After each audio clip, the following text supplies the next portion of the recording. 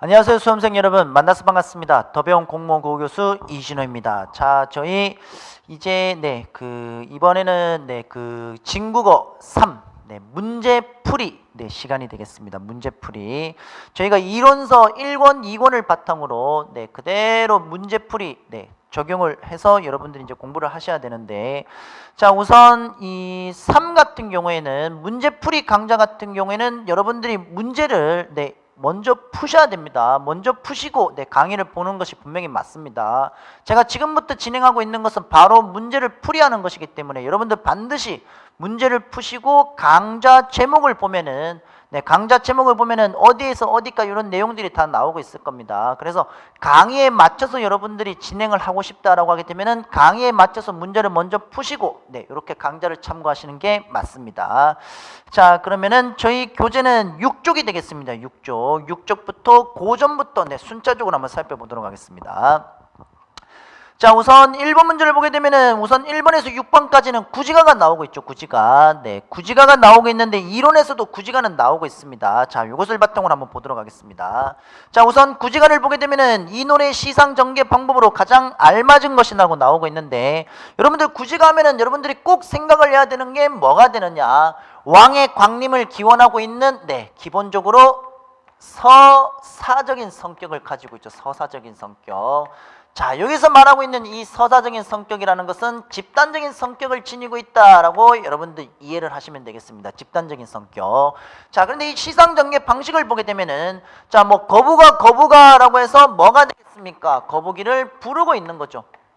그 다음에 두 번째를 보게 되면은 머리를 내어라라고 해서 지금 명령을 하고 있습니다. 명령.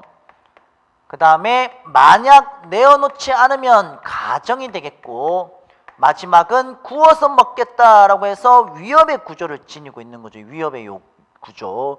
자, 그래서 요거를 요구라고 했었을 때 요게 위협이 되겠죠. 위협. 자, 그래서 시상 전개 방식을 보게 되면은 크게 뭐 4단으로 할 때는 요렇게, 2단으로 할 때는 요구와 위협 이런 구조를 지니고 있다라고 이렇게 생각하시면 되겠습니다. 그런데 그 머리라는 것은 이제 왕을 내놓아라라고 해서 그들의 소망이 아닙니까? 이런 소망을 여기 부름부터 시작해서 명령이라든지 가정이라든지 위협이라든지 이렇게 내려갈 때 순차적으로 뭐가 되겠습니까? 점층적으로 그들의 소망을 강조하고 있다라는 것으로 이해를 하시면 되겠습니다. 자, 그래서 지금 1번 문제의 정답은 2번이 되겠죠. 주체의 소망을 점층적으로 표현하고 있다라고 해서 2번이 되겠습니다. 자, 그 다음에 2번 문제에서 시청자가 거북을 대하는 태도를 설명한 것으로 거북을 대하는 태도는 뭐가 되겠습니까? 여기서 가장 핵심이 되는 것은 명령과 위협이 되는 것이거든요. 명령과 위협에 해당하는 것이니까 그렇죠. 선지 2번이 정답이 되겠습니다. 그 다음에 선지 3번은 이 노래의 내용상 특징으로 가장 적절하게 설명한 것은, 자, 내용상의 특징을 보게 되면 어떻습니까? 내용은 왕의 강림이 아닙니까? 왕의 강림을 기원하고 있는 것이 되는데, 이 왕에 대한 강림을 기원하기 위해서 저희가 1번 문제에서 살펴본 것과 같이 점차 주체의 소망을 점층적으로 어떻습니까? 시상 전개를 하고 있는 것이기 때문에 정답은 3번이 되겠죠. 1번 문제와 연관이 있습니다. 그 다음에 4번 문제로 가게 되면 이 노래에 대한 설명으로 적절하지 않은 것이 있는데, 왕의 강림이 되는데 이때 왕이라는 것은 수로왕이 되겠죠. 수로왕, 가락국에. 자, 그렇게 수로왕의 지금 강림을 기원하고 있다. 맞습니다. 자신의 소망을 위협적으로 표출하고 있다. 위협적으로 표출하고 있는 거 분명히 맞는 것이죠. 상실과 체념이라는 전통적인 정서, 상실과 체념의 전통적인 정서라는 것은 이별의 정환이 되는데, 고대 가요 중에 이 구지가라는 작품은 이별의 정환과는 크게 관련이 없습니다. 그렇기 때문에 정답은 3번이 되겠죠. 4번은 가락국이라는 것은 이제 수로왕이 되는 것이니까 가락국 건국 신화에 삽입된 노래 맞습니다. 삼국유사의 전하는. 자, 그렇기 때문에 정답은 3번으로 여러분들이 생각하시면 되겠습니다. 자, 그 다음에 이 노래의 성격에 대한 설명으로 적절하지 않은 것은 이라고 해서 5번 문제가 되겠습니다. 5번 문제. 자, 우선 구지가 같은 경우에는 집단이 뭐가 되겠습니까? 집단이 노동을 하면서 부르는 노래가 되지 않습니까? 그러면 노동요는 지금 성립이 되겠죠. 동시에 3번 선지도 성립이 되겠습니다. 집단 무가도. 2번 선지를 보게 되면은 축사가라는 것이 나오고 있는데, 여러분들 축사가는 귀신을 내쫓을 때, 귀신을 내쫓을 때 그때 사용이 되는 게 축사가가 됩니다. 그 다음에 영신군가라고 있는데, 영신군가는 바로 이 거북이를 부르는 거죠. 거북이를 부르는 것이 되는데, 거북이를 통해 소원을 비는, 그러니까 거북이를 소재로 해서 소원을 비는 옛날 설화의 한 양식이 되겠습니다. 설화 이야기. 자, 그래서 영신군가는 분명히 여기 거북이를 소재로 해서 설화 이야기가 성립이 될 수 있으니까 영신군가 분명히 맞는 거겠죠. 그래서 정답 2번이 되겠네요. 자, 그 다음에 6번에서는 세 번째, 네 번째에서 뭐가 나오고 있느냐? 바로 가정과 위협이 나오고 있죠. 가정과 위협의 구조가 나오고 있는 것이기 때문에 이 구조 찾으면 정답이 되겠습니다. 4번이 되겠네요. 내일까지 반송문을 제출하지 않는다면 엄청난 불이익을 받게 될 것이다 라고 해서 가정과 위협의 구조가 되겠습니다. 가정과 위협. 자, 그 다음에 7번에서 11번 문제로 가도록 하겠습니다. 7번에서 11번은 고대 가요 중에 공무도화가가 되겠죠. 공무도화가. 여러분들 이 공무도화가는 꼭 기억을 해둬야 되는 게, 물이 지니고 있는 시어의 상징적인 의미가 크게 세 가지가 들어갑니다. 첫 번째 물은 뭐가 되느냐? 사랑이 되겠죠. 사랑. 첫 번째 물은 사랑입니다. 이미여 물을 건너지 마오, 사랑이 되겠고, 임은 그의 물을 건너시네 같은 경우에는 뭐가 되느냐? 이제 이별이 되는 거죠. 이별. 그 다음에 세 번째를 보게 되면 물에 휩쓸려 돌아가시니, 물에 휩쓸려 돌아가시니는 단절이 됩니다. 단절. 근데 이것이 어떤 단절이 되느냐? 바로 죽음이 되는 것이겠죠. 죽음. 자, 그래서 지금 물이라는 상징적인 의미가 크게 1, 2, 3이라고 해서 세 가지가 나타나고 있는데, 자, 이 물이 지니고 있는 상징적인 의미는 모두 다 다릅니다. 다르기 때문에 요거는 중의적인 그 시어의 함축적인 의미로 여러분들이 우선 생각을 하시면 되겠고, 마지막 물에 휩쓸려 돌아가시니 마지막을 보게 되면은 가신임을 어이할꼬라고 해서 체념, 한탄, 안타까움의 정서까지 그렇게 이끌어내고 있는 작품이 되겠습니다. 자, 그래서 7번 문제를 보면은 우선 동그라미 1번 선지 한을 바탕으로, 한의 정서를 바탕으로 하고 있다. 맞습니다. 기본적으로 공무도화가도 제가 계속해서 말하고 있는 이 모티브 중에 이별의 정한이 있습니다. 이별의 정한. 이별의 정한 상당히 중요하거든요. 이 이별의 정한을 모티브로 하고 있는 공무도화가 분명 맞기 때문에 한의 정서를 바탕으로 하고 있다라는 것은 분명 맞습니다. 맞겠고, 자, 그 다음에 계속해서 비유를 통해 화자의 감정을 효과적으로 드러내고 있다. 별다른 비유 없습니다. 비유 없고 이거 함축적인 의미가 되겠고, 자, 물이 지니고 있는 시어의 상징적인 의미, 그리고 마지막 네 번째 줄에 나오고 있는 체념, 한탄, 안타까움, 이런 태도를 통해서 글쓴이는 주제를 강조하고 있죠. 그래서 2번이 정답이 되겠고, 집단가요에서 개인적인 서정, 요거죠. 요거 집단이라고 할 수 있는, 말 그대로 지금 집단이라고 할 수 있는 서사 집단적인 성격이 있습니다. 요거 여기에서 어떻게 되느냐? 공무도화가로 넘어가는 것은 여기는 개인의 서정이 되겠죠. 자, 개인의 서정, 분명히 과도기의 내용이 분명 맞습니다. 자, 그리고 선지 4번을 보게 되면은 임의 죽음으로 인한, 임의 죽음 나타나고 있죠. 이 죽음으로 인해서 체념, 한탄, 안타까움이 나오고 있으니까 4번 선지도 맞습니다. 그렇기 때문에 정답은 2번이 되겠습니다. 2번. 자, 그 다음에 여러분들 8번에 1번 선지, 2번 선지, 3번 선지를 보게 되면은 전부 다 사랑하는 사람과 이별 또는 사랑하는 사람과 사별하고 있는 이런 부정적인 이별의 정한을 바탕으로 하고 있는 게 분명히 맞고, 4번 선지를 보게 되면은 유치원의 깃발이 됩니다. 유치원이라는 것은 우리 문학 이론에서 어디서 살펴봤냐? 생명파가 되겠죠. 생명파. 인간의 근원적인 물음이라든지 생명과 관련된 본질, 이런 것들 가지고 있는. 자, 그래서 지금 이것이라고 나오고 있는데, 이것은 깃발이라고 생각하면 됩니다. 깃발. 깃발은, 그러니까 기가 있는데 이 기는 저 하늘로 날아가고 싶은 거죠. 자신이 생각하고 있는 이상이 있는데 이 동경하는 세계로부터 날아가고 싶은데, 이 기는 어디에 매달려 있느냐? 깃대에 매달려 있지 않습니까? 깃대에 매달려 있으니까 요게 깃대고 요게 깃발이라고 합시다. 요게 깃발이라고 했었을 때 요게 하늘로 날아가고 싶은데 얘가 지금 여기에 매달려 있지 않습니까? 여기에 매달려 있으니까 국기계약 여러분들 생각하시면 됩니다. 매달려 있으니까 날아가지 못하는 거죠. 그러면 결국 뭐가 되느냐? 이상에 대한 분명히 동경이 있는 건데 최종적으로는 결국 매달려 있으니까 좌절이 되는 거죠. 좌절. 그런 내용을 담고 있습니다. 그래서 이것 깃발은 소리 없는 아우성. 근데 여러분들 좀 더 쉽게 이해하려고 하면은 여기 서술로 집어넣어 주면 됩니다. 깃발은 소리 없는 아우성이다. 깃발이 왜 아우성을 치겠습니까? 그렇죠. 이제 이상에 대한 동경이 있으니까. 하지만은 아우성은 아우성인데 소리 없다, 역설법이 성립이 되는 거죠. 자, 그래서 깃발은 소리 없는 아우성이다라는 것은 역설법이고, 깃발은 저 푸른 해원은 이제 아까 말씀드렸던 이제 바다가 되고 하늘이지 않습니까? 하늘, 푸른 해원.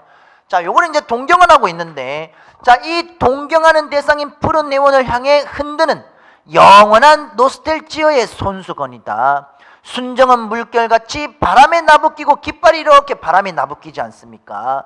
오로지 맑고 고든 이념의 표대 끝에 날개를 펴다라는 것으로서 계속해서 깃발이 되는데 이상에 대한 동경을 지금 가지고 있는, 그러면서 동시에 이제 좌절이 되겠습니다. 선지 4번은 이상 세계와 관련된 내용이기 때문에 이별의 정황과는 크게 관련이 없죠. 그렇기 때문에 정답 4번이 되겠습니다. 자, 그 다음에 이제 9번 문제로 가면은 이 노래에 대한 설명으로 옳지 않은 것은 언어의 주술성에 의존한 가장 오래된 집단 서사는 뭐가 되느냐? 선지 4번은 요게 되는 거죠. 요거 구지가가 되는 겁니다. 구지가. 자, 그 다음에 10번 문제로 가게 되면은 이 노래의 주된 시상 전개 방식으로 가장 적절한 것이 되겠습니다. 자, 요것은 어떻게 되느냐? 시상 전개 방식이 요게 이제 보면 알다시피 요게 이제 물에 휩쓸려 가시기 전까지 시간이 되겠죠. 물에 빠지기 전, 물에 들어간 후, 완전히 이제 물에 빠져 죽기 전까지, 죽은 후까지. 그래서 시간의 순서에 따른 시적 화자의 감정 변화, 그 감정 변화를 드러내고 있다. 4번이 정답이 되겠습니다. 자, 그 다음에 11번은 이별의 정환입니다. 이별의 정환. 요 이별의 정환과 관련이 없는 것을 고르면 되는데, 자, 그러니까 고려가요의 가실이 이별의 정환과 관련이 있죠. 정읍사, 이별의 정환과 관련이 있습니다. 진달래꽃, 이별의 정환과 관련이 있고, 청산별곡은 크게 관련이 없습니다. 그렇기 때문에 11번의 정답은 3번이 되겠습니다. 3번. 자, 그 다음에 이제 12번에서 15번으로 문제 넘어가도록 하겠습니다. 15번으로. 자, 여기 문제로 이제 들어가게 되면은 나 딱 보니까 이제 백제 유일의 가요 정읍사가 되겠죠. 정읍사. 자, 정읍사라는 작품이 되는데, 여러분들 이 정읍사는 이제 딱 보면 이제 아셔야 됩니다. 정읍사는 하늘에 떠 있는 달이 되겠죠. 달이 되겠고, 이 달에게 소원을 빌고 있는 것이 바로 시적 화자라고 할 수 있는 여인이 되겠습니다. 이 여인은 달에게 뭘 비느냐? 소망을 빌겠죠. 당연히 소망을 빌고, 여인에게 있어서 이 달이라는 존재는 여인에게 뭘 해주느냐? 광명을 비춰주는 존재가 됩니다. 광명. 밝은 빛을 비춰주는 존재가 되겠고, 그러면 이 여인에게 있어서 이 달이라는 존재는 절대자가 되겠죠. 절대자가 될 것입니다. 그리고 이제 이 내용을 보면은 이 달과 대조되는 소재가 있습니다. 달과 대조되는, 그 달과 대조되는 소재가 바로 증대라고 해서 이렇게 적겠습니다. 증대. 남편에게 일어날 수 있는 모든 부정적인 것들, 즉 긍정과 부정에 대한 대조를 통해서 내용이 전개가 되고 있겠죠. 자, 우선 12번 문제를 보게 되면은 이 노래에 나타나고 있는 화자의 남편에 대한 주된 심정, 남편이 행상을 나갔는데 행상에서 우리 집으로 무사하게 돌아오십시오라는 염려가 되겠죠. 정답은 4번이 됩니다.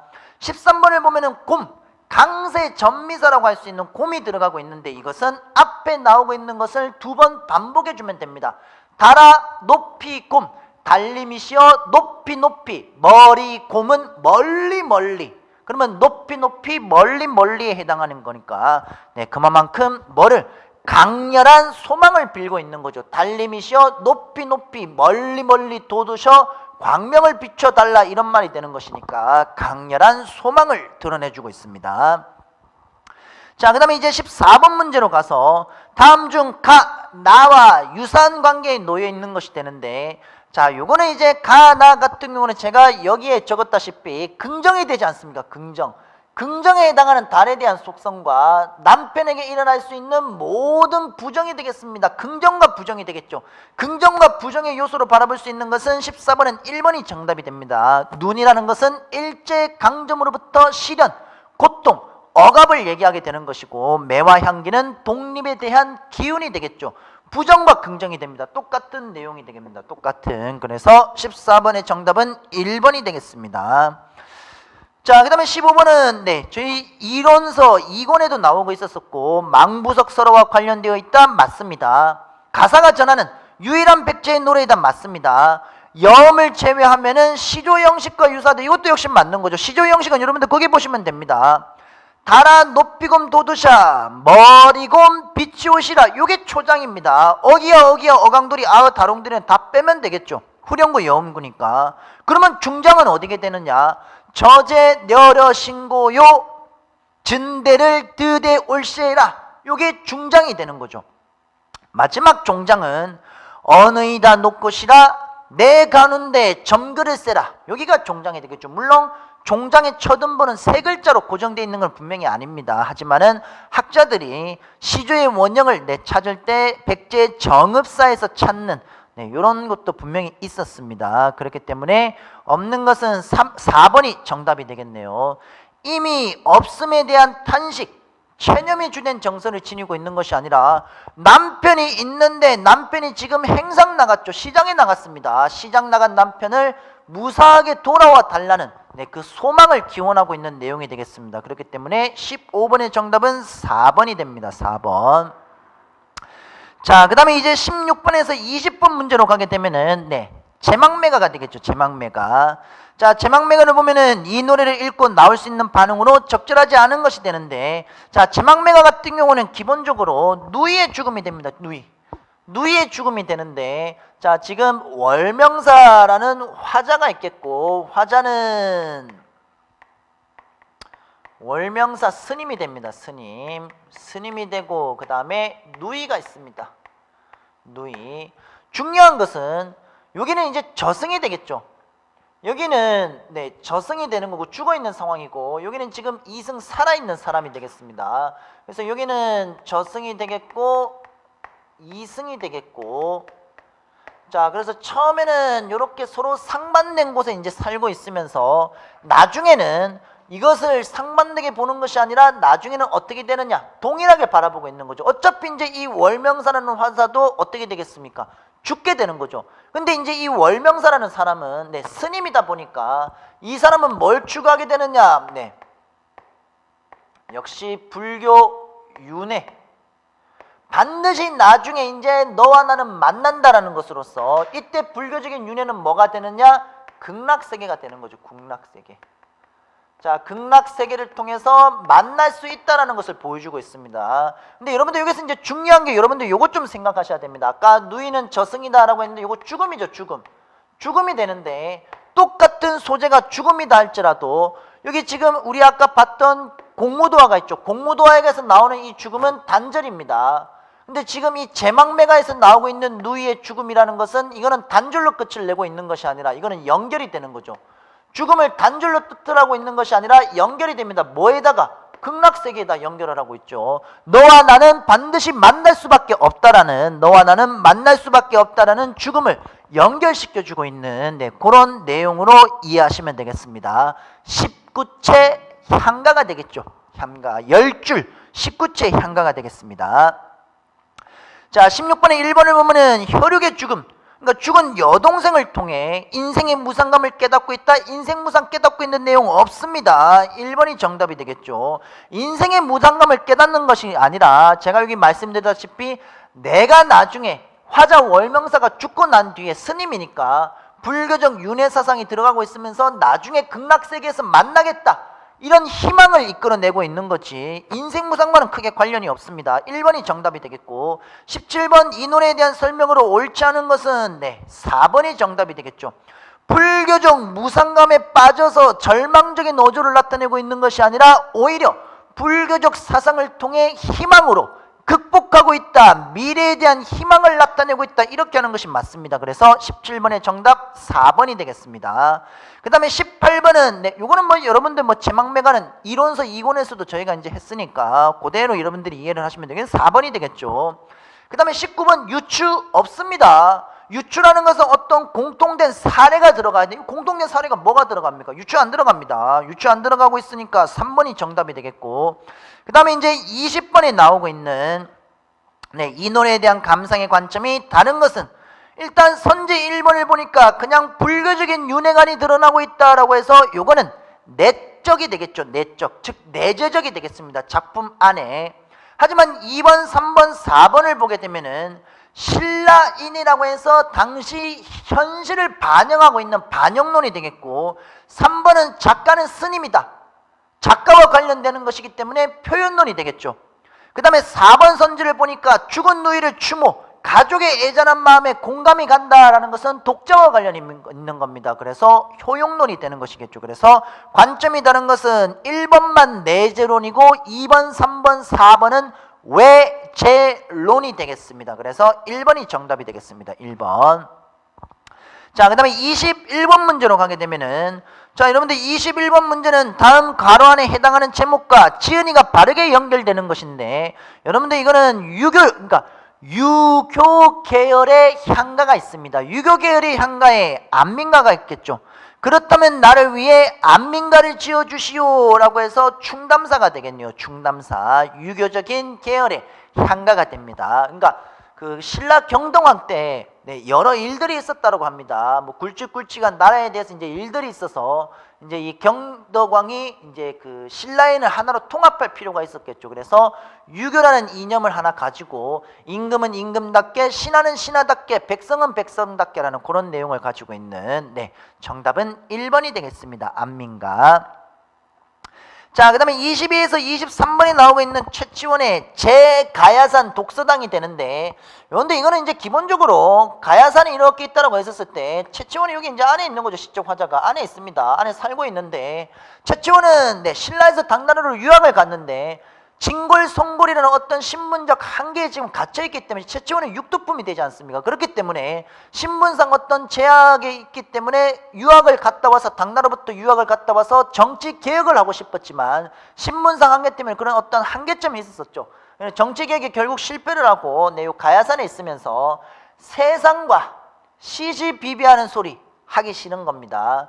여기 지금 이게 물이 되는데, 이 물소리 때문에 뭐가 되냐, 이 물소리 때문에 세상 소리가 차단되는 거거든요. 차단. 세상 소리가 안 들리는 것이 되겠습니다. 물소리 때문에 세상 소리가 안 들리는 것이거든요. 자, 그렇기 때문에 지금 내용을 보게 되면은 22번 문제에서 왜 알맞은 것으로 4번이 되느냐, 대조라는 것은 바로 여기 나오고 있는 물이 됩니다. 물. 자, 거기 보면은 첩첩바위 사이를 미친 듯 달려 하는 말소리도 분간키 어려우라 라고 나오고 있는데, 마지막 네 번째를 보게 되면 물이 나오고 있죠. 바로 이 물 때문에, 이 물로 둘러쳐져 있는 이 물소리 때문에 세상 속세와 이 자연을 대조를 통해서 안 들린다. 즉 물이라는 네, 요 대조를 통해서 심리를 드러내고 있는 것으로 이해를 하시면 되겠습니다. 4번입니다. 자, 그 다음에 23번 이 시에 대한 설명으로 옳지 않은 것은 네, 3번이겠죠. 고려와 관련 없습니다. 신라시대입니다. 신라시대. 자, 그 다음에 24에서 26번 가시리가 되겠습니다. 가시리. 이 노래에 대한 설명으로 옳지 않은 것은 우선 정답이 4번이 되는데, 비유적인 시어 딱히 없습니다. 비유적인 시어를 통해서 감정을 표출하고 있는 내용은 없겠죠. 오히려 가시렵니까? 가시렵니까? 나를 버리고 가시렵니까? 붙잡아 두고 싶지만 서운하면 아니올세라. 뭐 이렇게 뭐 보내준다. 가시는 즉시 돌아오십시오. 오히려 직설적인 언어를 사용하고 있는 것이죠. 그래서 4번이 정답이 되겠고, 25번은 이 노래에 대한 설명으로 옳지 않은 것은 이별에 대해 적극적으로 대처하고 있다? 아닙니다. 이 가시리 같은 경우는 이별의 상황에서 어떻게 지금 시청화자가 대처를 하고 있느냐, 소극적인 대처가 되는 거죠. 소극. 자, 그 다음에 26번은 네, 요거는 3번으로 그대로 봐주시면 되겠습니다. 자, 그 다음에 이번 시간의 마지막 32번까지 한번 보도록 하겠습니다. 서경별곡까지. 자, 서경별곡도 역시 고려가요에 해당하는 것으로서 이 노래의 시적 형상화 방법으로 볼 수 있는 것은 이라고 나오고 있는데 1번이 되겠죠.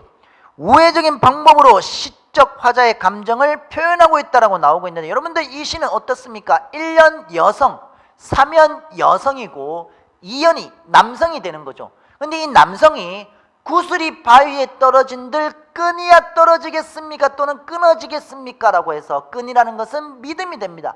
이런 끈이라는 내용을 통해서 우리의 믿음은 끊어지지 않는다. 이런 우회적인 방법으로 표현을 하고 있는 것이기 때문에 1번이 정답이 되겠고, 28번은 소박하고 진솔한 내용은 고려가요의 전형적인 내용상의 특징이 되겠죠.